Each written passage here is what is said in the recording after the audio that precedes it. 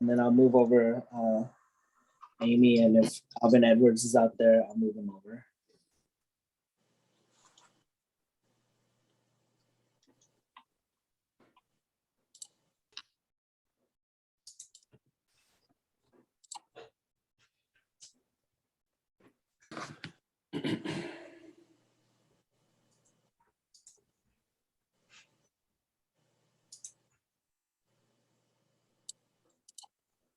Thank you, Joel. All right, you're welcome. That was a long one. Sorry, everybody. It's 3 fine. tries. Still waiting for Director Edwards to join us. I see. Oh. Yeah.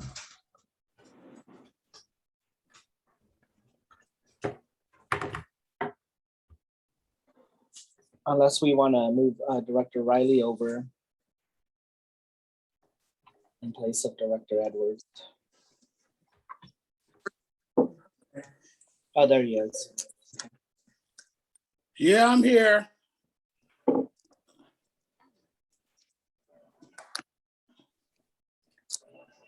Okay.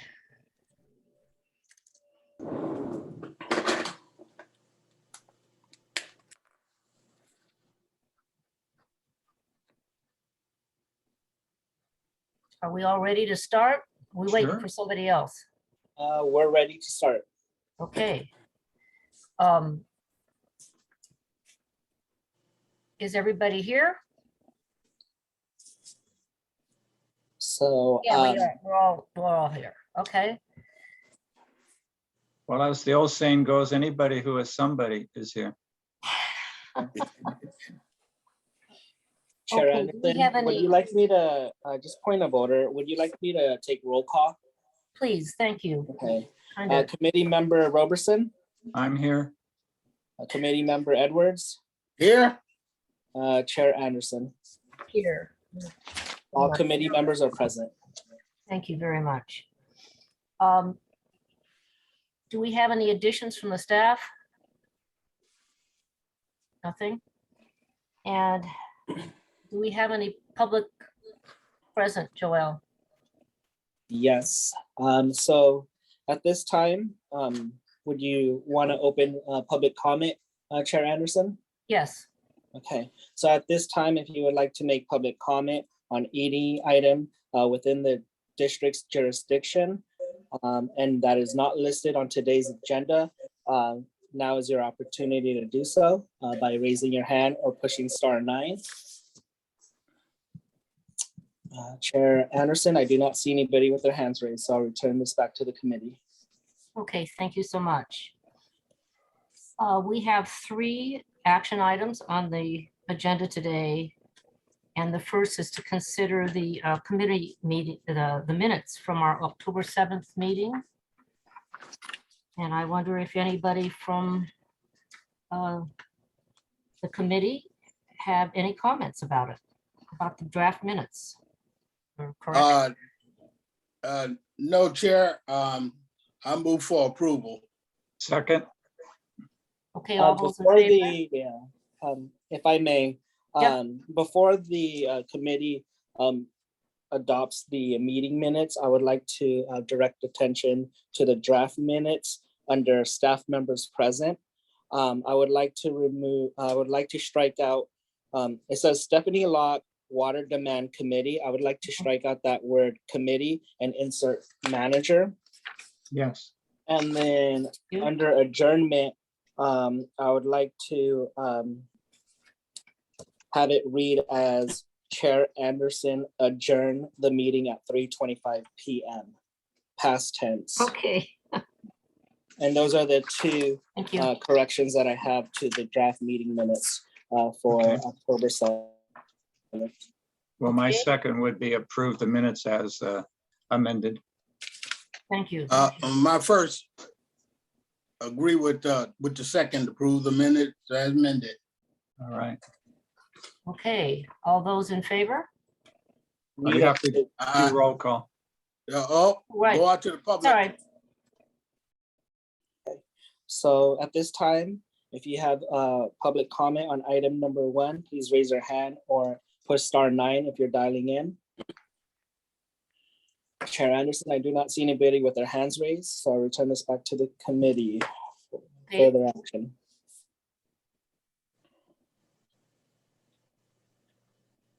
So I'll take roll call. Roll call. Committee member Anderson, Yes. committee member Edwards, Yes, committee member Roberson. Yes. On a motion by Roberson, seconded by Edwards, the motion passes. Other way around. it's the other way around. Okay, Close enough for government work. all right. Yeah, absolutely. Motion by Edwards and seconded by Roberson. Right. We don't want to have to correct that next month. There you go. Okay, next item, we have a proposed committee meeting schedule for this committee for January and February. And I don't have any problem with these 2 dates. They're fine with me.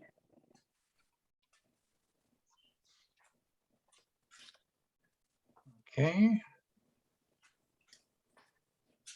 The rest of the committee, you have any comments about this? Yes, the dates are fine. Is 3 o'clock something that works better for everybody else versus something in the morning? And if so, I'm fine with 3 o'clock. I normally prefer to do these things in the morning if I can. You got a recommendation time to start that committee meeting? I might not be here in January, but go ahead. You have a time that you might want to start? Yeah, sure. 10 o'clock's always good for me. And if that sounds good but again, you've done 3 o'clock for years and that's okay. Well, we need to check with the members of staff that come to this meeting. No problem. Dave? I'm available. Okay, how about Dave? Mr. GM? Yeah, I'm fine. Okay, it's all right with me. 10 o'clock? 10 o'clock. We can roll at 10 o'clock. I Good. like 10 better than 9.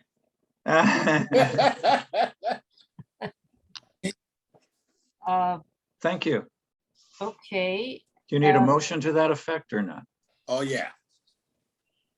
yeah. Would you like to make a motion? Sure, I'll make a Rick? motion to approve the January and February meetings to begin at 10 o'clock. And I'll second that. Okay. All those in favor? We'll do roll call. Yeah, roll call. Let's No, ask it's the awkward. public. You have to do roll call according to the governor when you do a Zoom meeting. Let's ask the public, do they have any problem with it? There you go. Thank you. Thank you, All Joe. right, so if you would like to make public comment on item number 2, please raise your hand, or if you're calling in, push *9. I do not see anybody with their hands raised. Thank you very much. Okay,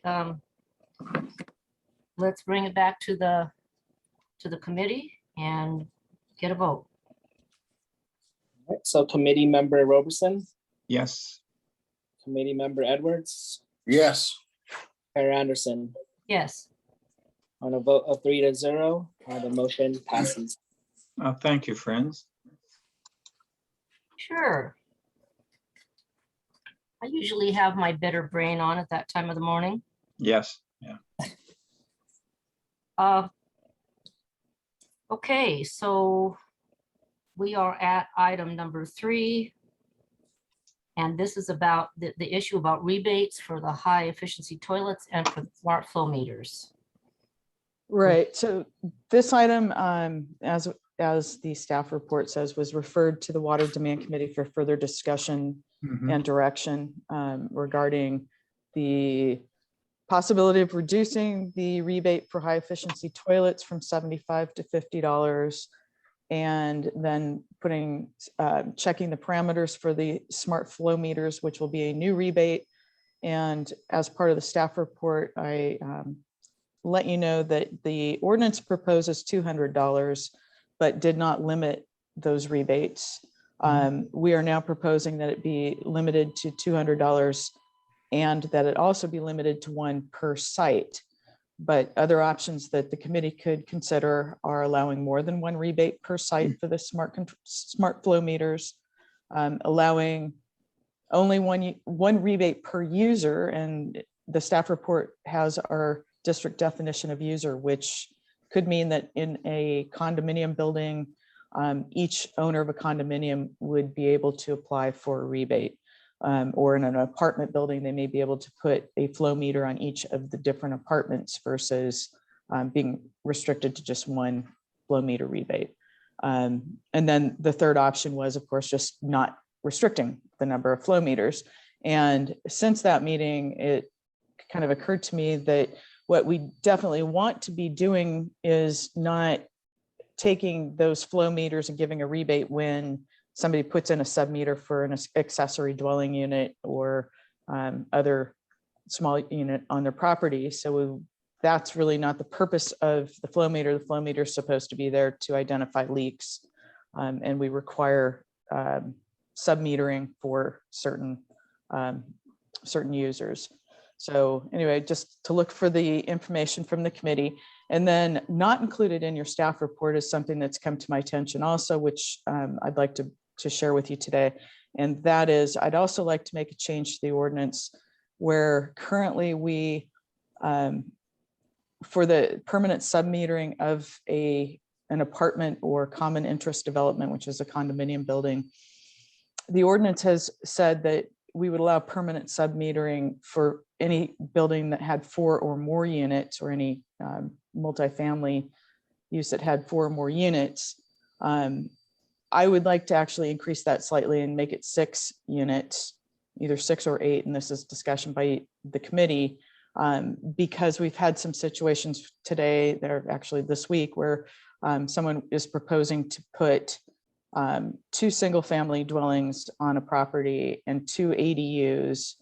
And so that would potentially fall under this permanent sub-metering. And I think the concept that staff had regarding this is that it would apply to large apartment buildings or larger projects like the Ascent project in Seaside and some of the affordable housing projects that are proposed on Garden Road versus small projects where it's an actual single dwelling unit or perhaps a triplex with an ADU, that kind of thing. I have a question. I'm thinking of the structure that you just described. There would be two houses instead of one house, and each house would have an ADU. Is that what you said? That is a possibility. And what is the setup of the metering for a property like that?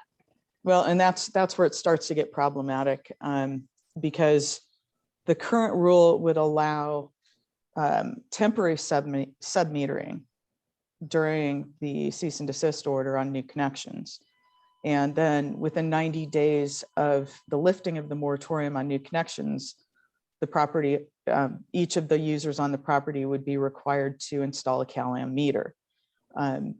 Although the ADU, so if there's, and the ADU is treated differently. So if it's a separate building from the main building, or if the ADU is built as a separate structure, right now we do allow them to permanently sub-meter one ADU on each site. So in that, excuse me.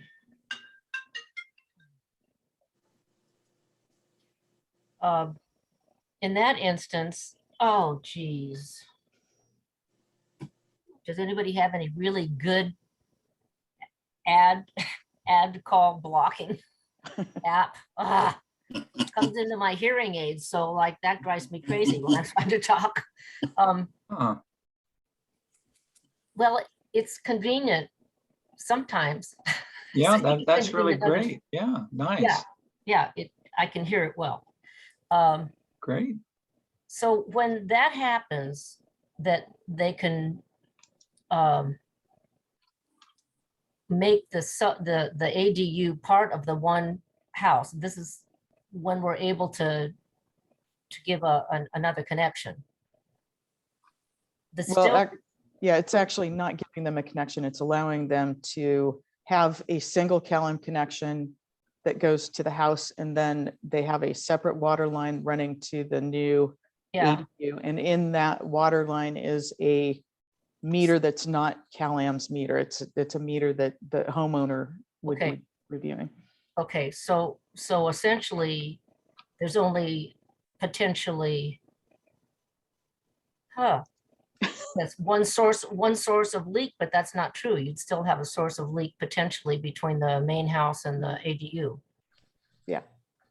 Seems Yeah, like, so it's more if you want to try to allow more of a, I think, pinpointing of a situation where, you know, that they may have a flow meter. And I think in general, when I'm thinking of it is that if you have a condo building or you have an apartment building that is, and in this case, I guess it would be master metered. Well, actually, let me go back again, because even if you had an apartment building that has individual water meters, so each tenant in an apartment building with an individual meter is responsible for their own water use. However, it's all located on one parcel, mhm, so it's one site. And if we limit the flow meter to one per site, then only one of those apartments could potentially get a rebate and the rest would be cut out.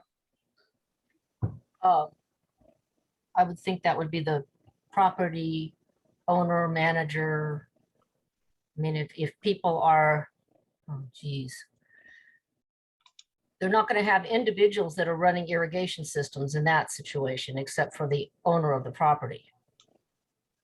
Right, but if a tenant wanted to utilize the flow meter rebate, then that would, if we do it as proposed in the current ordinance, they would not be able to get a second flow meter for any other unit.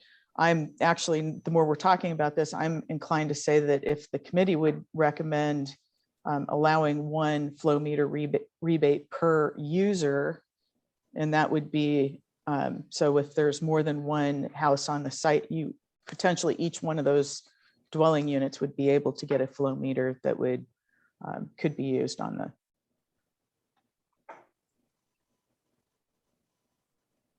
Comments? Mayor, how you feel about that? You're a property owner out there. You got a Yes, couple I of am. properties.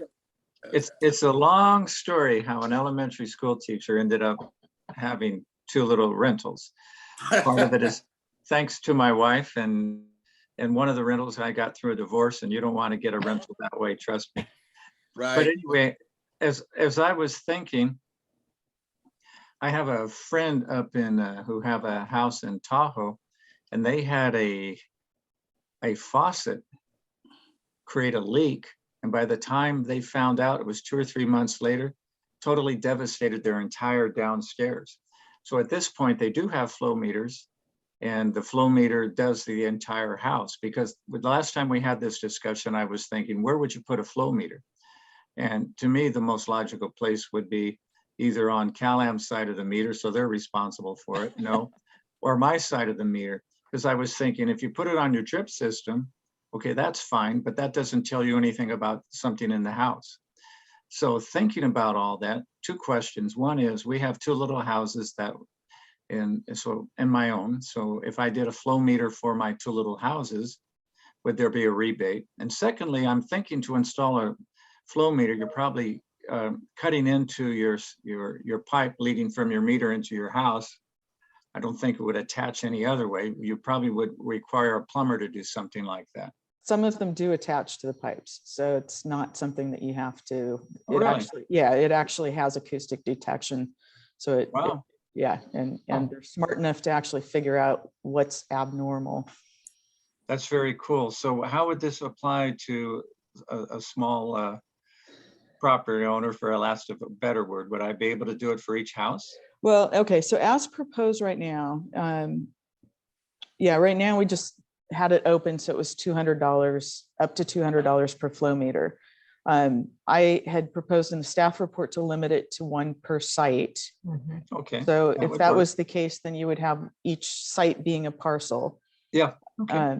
Then you would be able to do that. If you decided to say you would allow one per user, then if there were multiple dwelling units on a parcel, that Mhm. each of those dwelling units could potentially have a separate flow meter. Understood. Yeah, well, in my case, it's a single family Mhm. dwelling, but the whole point of this is to stop leakage. Yeah. Well, and I think we could Gotcha. also, I'm sorry, we could also go forward with an initial concept and then check back again in 6 months or a year and see what's happening. Sure. And we may get some people who come to us and say, I have an apartment building, I need this. And that could potentially go to the board as a variance to our rebate rule. Right. Well, normally, it depends on an apartment building if they have independent water meters, and sometimes they do. Right. In fact, most of the time they do, I think. But we've required individual meters Got it. going back to 1985. So Mhm. anything built after 85 would have separate water meters for each apartment. But Yes. then, of course, there are the ones that predate that. Yeah, Monterey has a lot of pre-1985 apartments, interestingly enough. Okay, yeah, it makes a lot of sense to me. It seems like all the bases are covered. Okay, one thing, I haven't asked this, but I'm gonna ask it. Did you talk to the cities about this? Yes, the ordinance was provided to each of the cities. And did they give you any feedback? Did you have a TAC meeting and get them into on Zoom or something? Or do you No, know- we did not, but I did get feedback from the city of Carmel and they're fine with everything. I think nobody else, a couple people asked what happened at the board meeting and there were no other comments. So it's up to us right now to recommend one of these three options. Yes.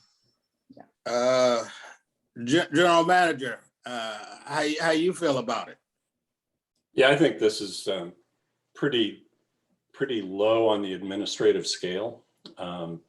So I think, one of the questions was the size of the rebate relative to a toilet rebate. Remember that discussion?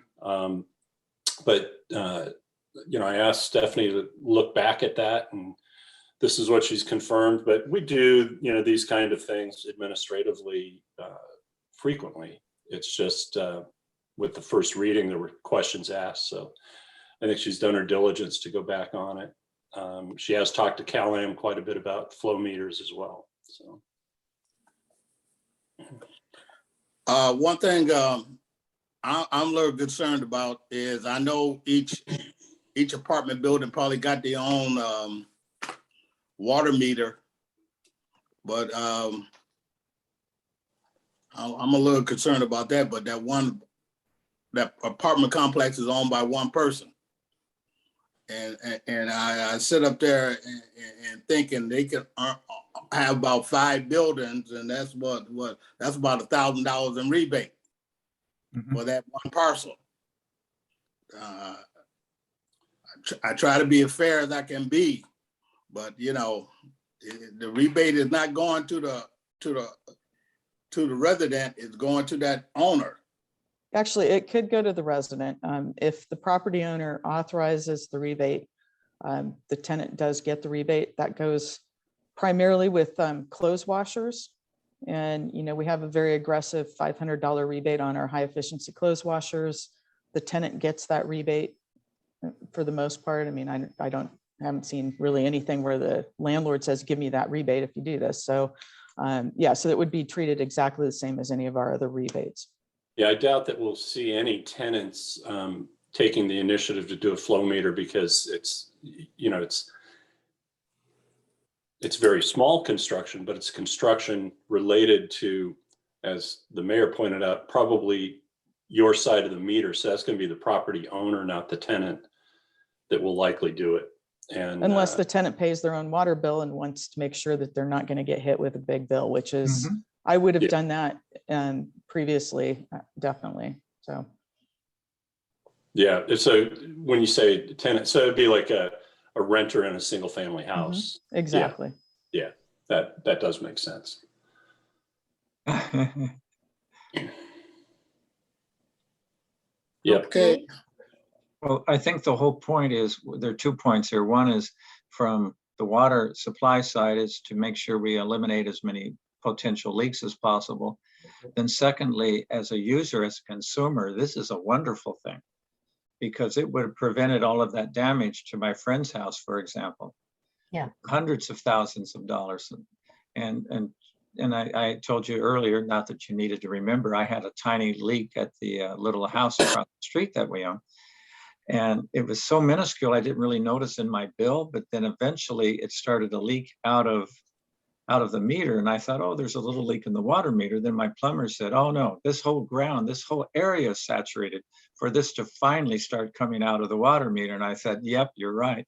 It's been going on forever. Could have eliminated all that. Yeah, I like it from supply and demand side, really good.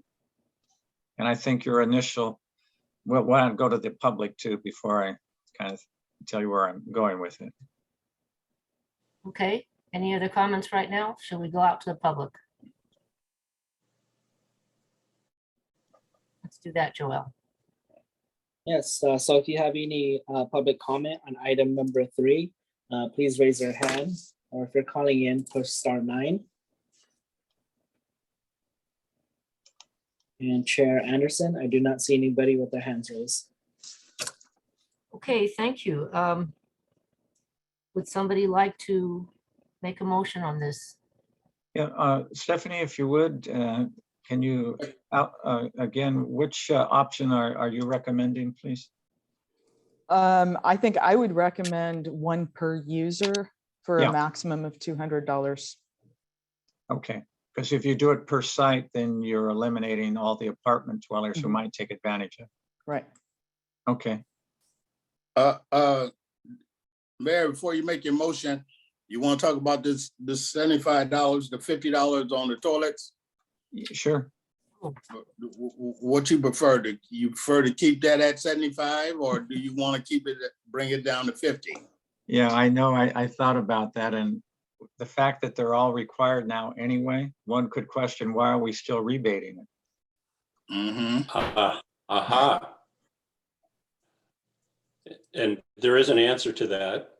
We had a previous board member who wanted to see it continued Okay, as a little bit of an incentive, but you're spot on that, a title transfer, you're only going to get the high efficiency toilet. And it'll be part of, the transaction. So I don't know. I think it's a vestige of an era gone by. Do we still see a lot of toilet rebates, Stephanie? So yeah, I was just looking at that. This past year, we've averaged about 16 per month. And Yeah. of those, though, that when I've gone back and looked at them, I would say probably almost half of those have also been associated with a transfer that, they bought the toilet and then put the property up for sale.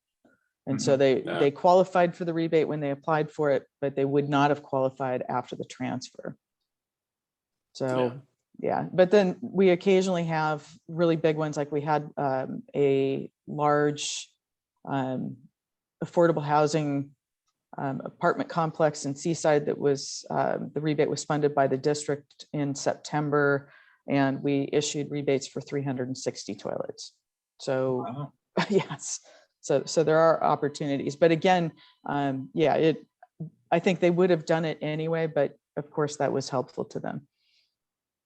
Well, and something was changing about that property. No, they were just upgrading it. It was an old property that they upgraded. Okay, well, it upgraded, so they only could buy Yes, a exactly. high efficiency toilet. Right. Well, they could have kept the old ones, but I would think people Thank you. usually replace their toilet when it leaks and it's broken versus I'm going to get $50. I'm going to go replace my toilets. Right. Probably not a motivator, but I'm okay either way. So Mayor, you prefer keeping the bringing it down to 50 or keeping it at 75? I hate to do changes while we trying to do other things, because of other people thinking those changes because I'm trying to do something else. Right. Just to be blunt with you. No, So, exactly. And so- you know what? This is the sort of thing, because of a nail, the kingdom fell. Something like this Yeah. gets people very excited. So I think keep it at, we're going to go to, it's at 75. You want to go to 75. 50? I'd Yes. be okay with that if that's the recommendation. Yeah. What do you think, Alan? Like I said, I don't want to change things. If I had that at 75 until I'm completely made my changes all the way through. Well, we Okay. can, we can keep it if you want to keep it. That's, you know, Sure. it's your prerogative. You know, because you change something, that goes with something else being changed. So even though we add a new rebate here, you know, it's just my concern. So, you know, to keep everybody happy. Yes. And these other things are something that I like the TAC to be ran through to see how they feel about it. You know, Yeah. even the city, because once you say, okay, we're gonna change the 50, they can mumble and grumble, and they know. But like I said, it's up to the committee. If y'all Right. want to change it, we'll bring it down to 50 since we adding a new rebate. And do we have enough money in rebates to cover this new item? Yes, we do. Okay. So you don't want to change it because you don't want to distract people from what we're really doing, which is. That's right. That's right. important. And if somebody out there got an apartment building they want to do here in Seaside, that $75 might help them, or Yep. or the 50, you know, it's there. Yeah. Let's Well, just, I hate to tell you also, but apartment buildings of 4 units or more were already required to put in high efficiency toilets if they didn't have low higher. flow toilets. So, yeah. Higher. Okay. GM, you were about to say something? I was just going to say, for simplicity, why don't we leave it at 75? It's not breaking the bank on our budget, and you know, we'll just see where it goes. There you go. Okay, I can live with that. So, so the motion should be, how this motion should be. We move to rebates for the flow meters at $200 per User. User. Yep. Okay, and we will keep the toilets at $75. And limit the flow meter rebate to 1 per user. Yeah, one And you person. limit that rebate to 1 per user. Yep. Okay, Mr. Laredo, since you're here, how should we make it sound? I think staff's got that. Sounds good. Before I second it, do we have public comment? Have we done that yet? Yes, we have. We did, yeah, we did. No comments. Okay. I'll Okay. second the motion. And Director Alvin, it sounds like you've been in government a little bit. You know how things work.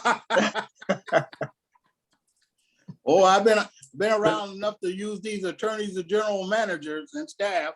So, yeah, okay. So Joel, can you read that motion back to us? Right. got it down? So in my notes here, the motion, it's gonna be $200 per user. And we're gonna leave the rebate at $75 and limit that rebate to 1 per user. The rebate on the rebate, we're gonna leave the toilet rebate as is. Right. As is, and The other Yeah. one is for a smart flow Smart meter. flow meter, right? right, so the $200. limitation, yeah, Joel, the limitation on 1 per user is just related to the flow meter. Flow meter, okay. Yep. Good clarification. Mr. Laredo, you have any comments on that? They cleaned up because, I believe it is. okay. It'll look perfect in the minutes. Mhm. Okay, because that next Pressure's meeting, on Joel. next meeting, we're gonna have at 10 o'clock in the morning, and people might not be woke up to make those corrections, Joel, so you better make sure you got them. All right. You do need a vote on the motion.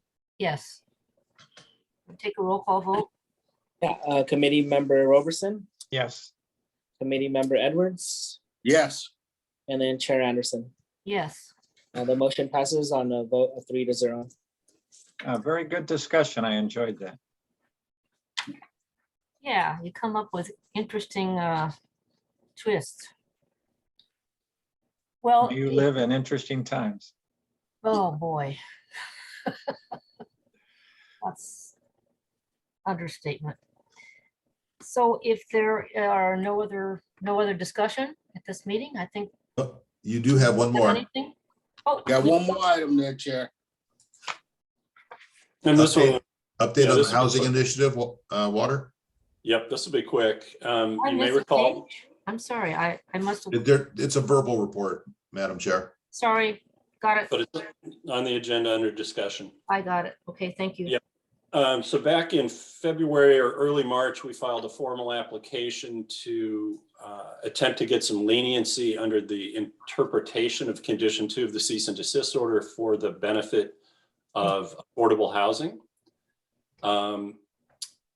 There was some confusion, at least on Cal-Am's part, as to what that meant, and among others, whether it was new water or staying within the existing means.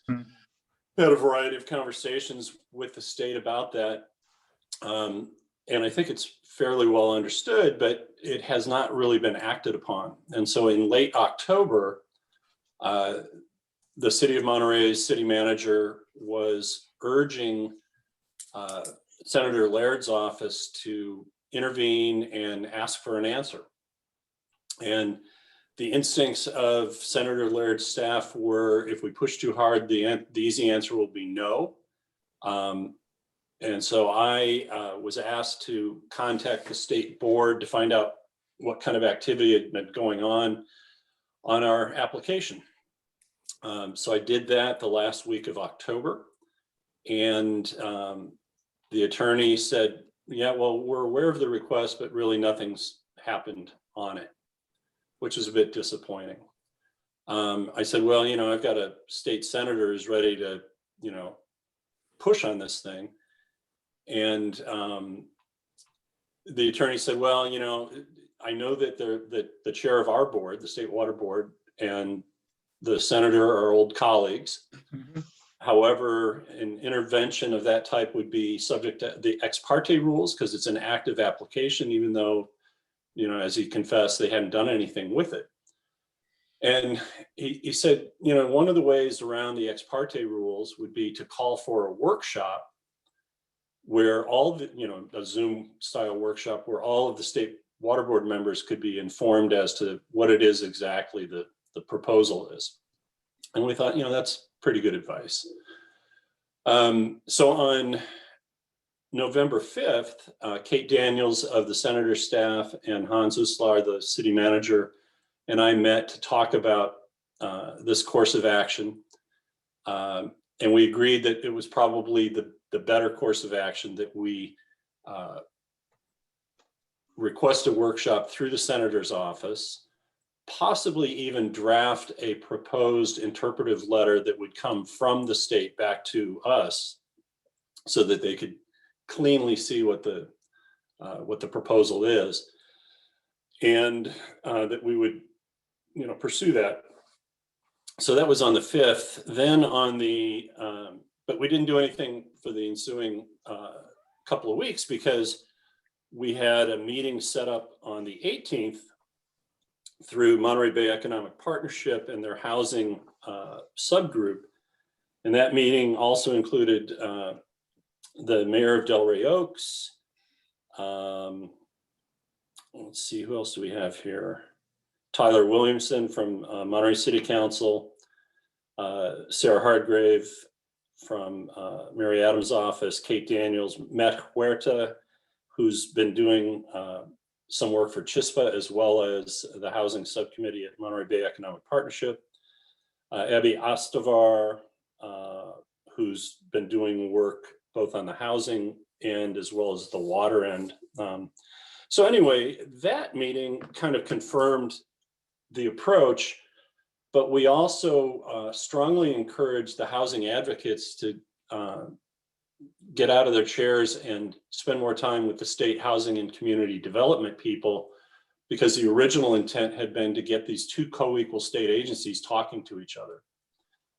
Not my role, not really the water district's role, although we have met with some of the HCD folks.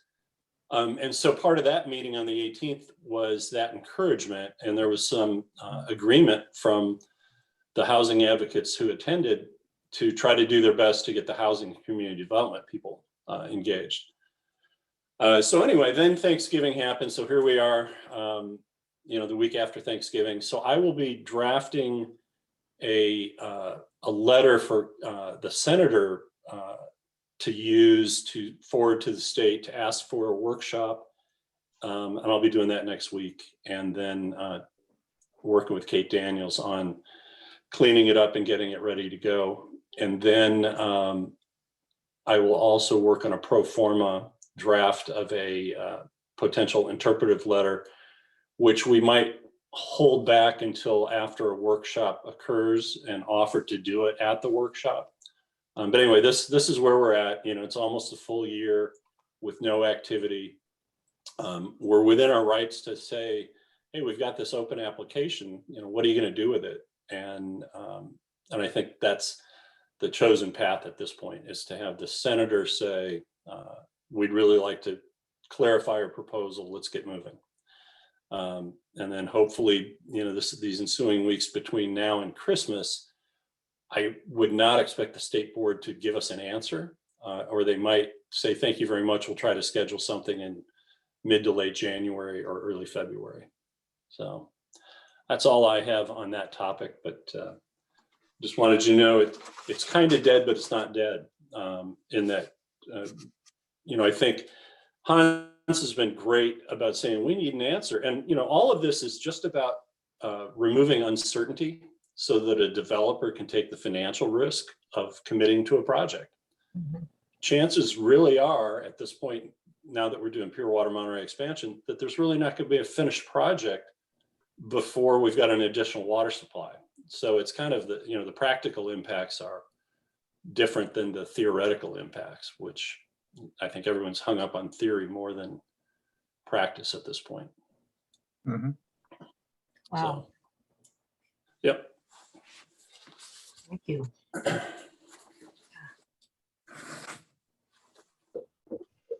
And now Okay, you can adjourn the meeting. yes, thank you.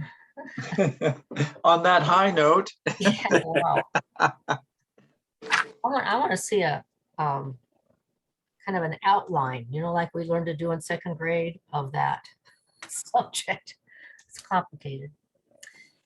Thank you. We need to take public comment on item number 4. public comment. Yeah, any public comment? Oh, So, okay. So at this time, I'll go ahead and invite John Tilley. John, when you're ready, please present your comment.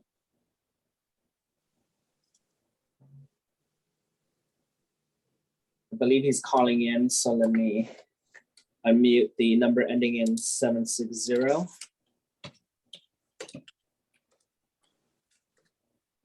And if you're calling in, the way you would need to unmute yourself is *6.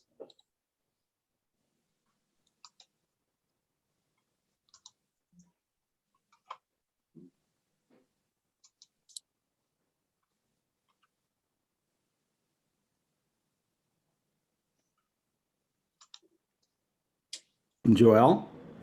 Yes, I can hear you. Thank you. All right. I didn't call in. I'm on my computer. Thank you, everybody, for your work.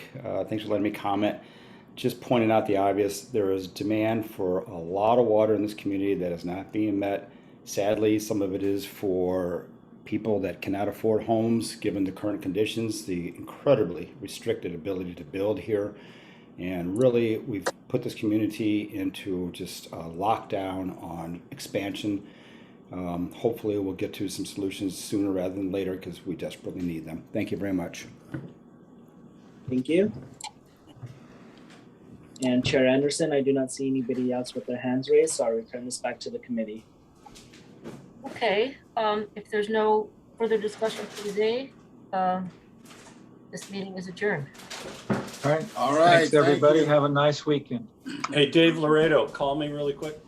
Bye. Talk to you all later. I will do Bye-bye. so. Bye-bye. Stay safe.